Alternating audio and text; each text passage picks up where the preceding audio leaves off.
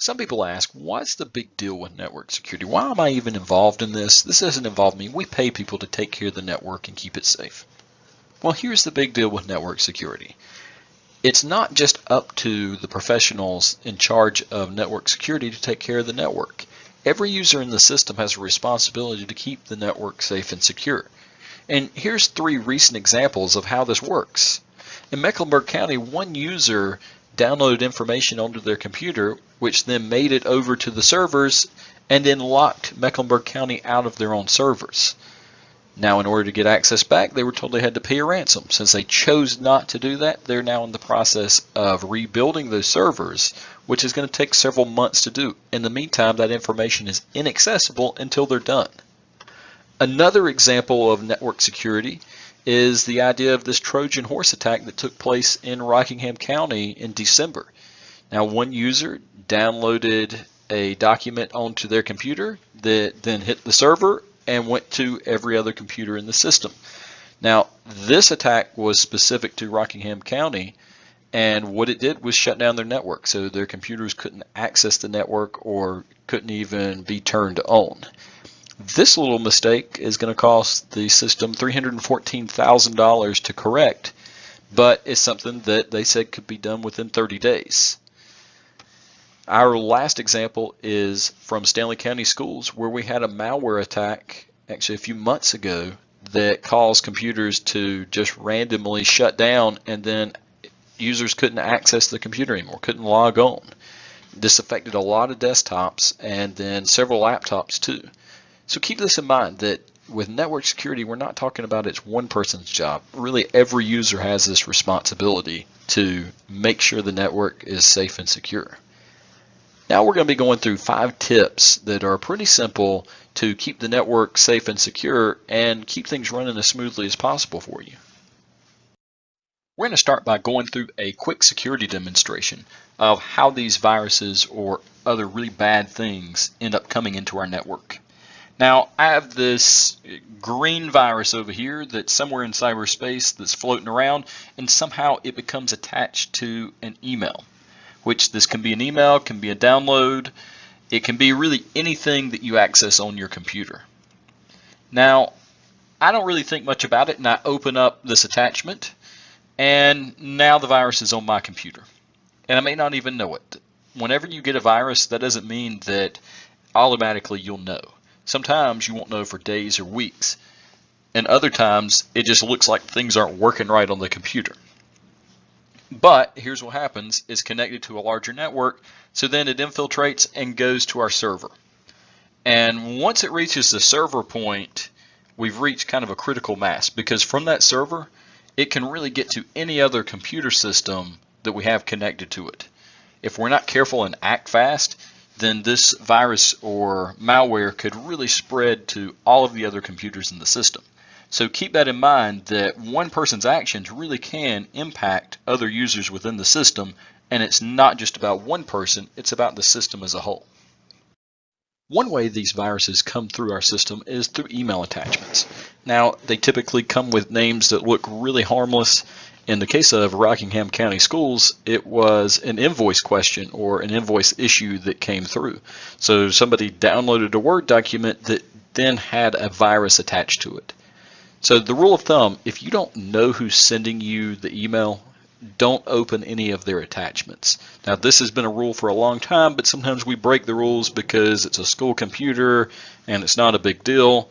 But the problem is we're all interconnected with this, so one person opening up an email attachment from an unknown source and allowing a virus into the system could affect the whole system.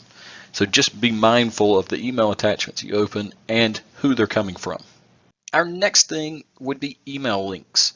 So whenever you get an email, we see that sometimes there are links involved with it. If you don't know who it is, then either don't click on the link, or you can hover over the link, and at the bottom of your web browser you should see where that link will direct you. And if it's not directing you to a location that you know of, don't click on it.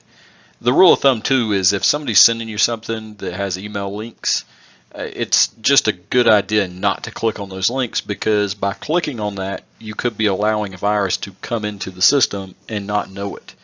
Because some of these links are actually to downloads that will automatically happen and put things onto your computer. Our third tip is downloads. Be mindful of what you're downloading content-wise. So there's a lot of free stuff for education out on the internet. The problem is you don't always know who it's coming from, so make sure it looks like a reputable source before you just click the download button. There are plenty of web pages that say click here to download or find this content and download. You know, it's one of those things that we've reached a point where we don't even think twice before we download information, but sometimes we do need to take a step back. Does the rest of the web page look reputable? Is it a source that we would actually download on our home computer as well? Because one thing to think about is a vulnerability with downloads is you don't necessarily know who it's coming from. Now, if we're talking teachers pay teachers, even some of that stuff could have viruses embedded in them, but more than likely it's coming from a third-party site.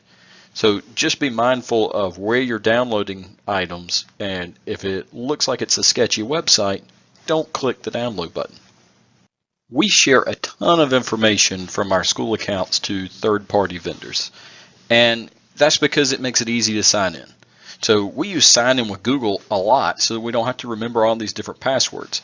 But make sure you know the site that you're actually agreeing to the terms with, because by sharing this information, you could be sharing network information from your computer or all kinds of other information from your account. Now, keep in mind that everything that's with your Google account tracks with that account. So you could be allowing somebody to have full access into your Google account if you're not careful. Also, whenever you see these terms of use, before you hit accept, make sure you read the terms of use. Now, some of these are awfully lengthy because they're made to be legal terms, but understand what the terms are before you accept them, because by accepting or signing in with Google, you're actually accepting the consequences of what may happen from that data sharing. So just make sure you're aware of what you're doing before you sign in with Google or hit that accept button. Our final tip is have your computer upgraded to Windows 10. Now, this isn't something that you can do on your own, but the technology department is currently working to upgrade all computers to Windows 10. The reason behind this is that Windows 7 has a lot of security vulnerabilities, so it's helpful to upgrade your computer to Windows 10. I know this can be a little bit of a pain because you have to back up your information and the settings may not be exactly the same way as you had them before, but trust me, Windows 10 is a much better version of Windows when it comes to security than Windows 7. And because some computers have been running Windows 7, that's the reason that Stanley County Schools has experienced some of the virus attacks that we've had this year. So make this process as smooth as possible for the technology department, and understand the whole point of upgrading to Windows 10 is to get you into a platform that's much more secure, where you don't have to worry about so many of these virus attacks on your computer. If you have any questions or concerns, I would talk to the technology department. Each school has a technology assistant, a technician, and an instructional technology specialist that can answer most of your questions. The big thing is, if you see something odd, make sure you report it to the technology department so that they know how to handle it from there.